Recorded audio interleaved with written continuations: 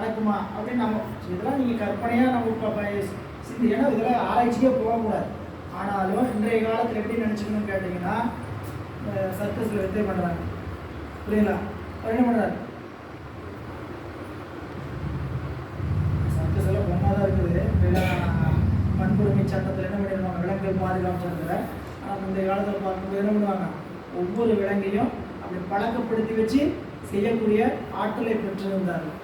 அந்த வகையில் தன் தமிழ் மாலைகள், குளிர்ந்த தமிழ் மாலைகள் பாடி நம்மளுடைய பெருமானுடைய திருவடியை சரணாக கொண்ட கருத்தில் குழாவிய சரண். நாயனார் யானையை அடக்குனது ஏதோ வீரத்தோடு அப்படியே நான் அடக்கிட்டேன்னு நினைப்போடல இல்லை, சரிங்களா? நான் அதிக வீரட்டானத்து பெருமானுக்கு அடிமை, சரிங்களா? அப்படிங்கிற அடிமை பண்பினுடைய கருத்தை தன்னை அடிகளை வைத்துக்கொண்டு, சரிங்களா? ஏன்னா அந்த சாதனை சாதிச்சாட்டுதான் தங்காது அறிவு என்ன ஆகுதுங்க, நிலத்தில் கால் கொள்ளாது, அப்படியே குதிக்கும். அப்படி இப்படி நாம் சாதிச்சிட்டாங்க. அந்த இதெல்லாம் இல்லாமல் இதெல்லாம் நமக்கு வாழ்க்கையினுடைய பாடம்.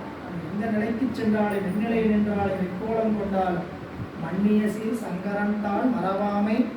இந்த இடத்துக்கு நம்ம வந்ததுக்கு பெருமான் தான் துணை இருக்கிறாருன்னா, எங்கெங்கெல்லாம் நம்மளுக்கு முயற்சி வருதோ அங்கெங்கெல்லாம் அடங்கி இருக்குப்பாங்க, புரியுங்களா? நம்ம திரும்ப திரும்ப பாடத்தில் அறிந்து வாய்ப்பு வைக்க வேண்டிய ஒரே செய்தி, எங்கெங்கெல்லாம் நமக்கு முயற்சி கிடைக்குது, புகழ் கிடைக்குது, அங்கெல்லாம் நம்ம நம்மளைய அறியாமல் வைத்துக் கொள்வதற்கு என்ன வாய்ப்போ அதுதான் நம்ம போகக்கூடிய பாதுகாப்பான பயணம், சரிங்களா? எப்போ உங்களை வெளிப்படுத்துங்கன்னு நினச்சிக்கிறீங்களோ அப்போ நம்மளுடைய தன்முனைப்பு வெளிப்படுகிறது.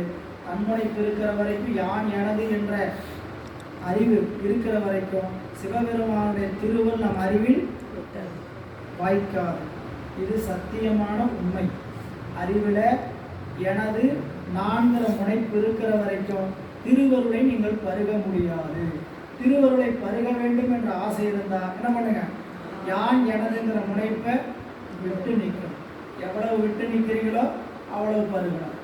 அதனால் கந்தர் கலிவெண்பால சொல்லும் பொழுதே யான் எனது என்று அற்ற இடமே திருவடியாம். எங்கே திருவடி காட்சி அப்படின்னு கேட்டிங்கன்னா, எங்கே யான் எனதுங்கிற முனைப்பு நின்று இருக்கிறதோ அந்த திருவருளுடைய அனுபவம் நிச்சயமாக. எவ்வளவு நீங்கி நின்று பாருங்க. இந்த வள்ளுவர் ரொம்ப எளிமையாக சொன்னார், யாதனின் யாதனின் நீங்கியான் மோதல் அதனின் அதனின் இளன். எந்தெந்த பொருளிடத்திலிருந்தெல்லாம் நீ உன்னை நீக்கிக் கொண்டு வேண்டாம் நிற்கிறையோ அதனால் துன்பம் இல்லை, சரிங்களா? கொஞ்சம் சிந்திச்சு பார்த்தோம்னா, எதையாவது ஒரு பொருளை வேண்டாம் விட்டோம்னா அதனால் வருகின்ற துன்பம் நமக்கு இல்லாமல் போயிடுச்சா, நீங்கிருச்சா, சரிங்களா? சாப்பிட்ற பொருளோ, சரிங்களா, நம்ம அனுபவத்துக்கு வைத்திருக்கக்கூடிய பொருளோ ஒன்று வேண்டாம் விட்டா அதனால் வருகின்ற துன்பம் நமக்கு என்ன ஆயிடுச்சுங்க, இல்லை, எனக்கு அது குடிச்சாதான் சேராமல் இருந்தது, இப்போ அதை விட்டதுலேருந்து துன்பம் இல்லை. இப்போ எவ்வளவு ஆணவமலம் நம்ம இடத்துல முனைப்பு கெடுகிறதோ அவ்வளவு திருவருள் காட்சி நம்ம அனுபவத்தில் ஏற்படும். அதை வச்சு இதை தெரிஞ்சுக்கங்க. நமக்கு எவ்வளவு அனுபவம் வரணும், அனுபவம் வேணும்னு ஆசைப்படுறதுங்க.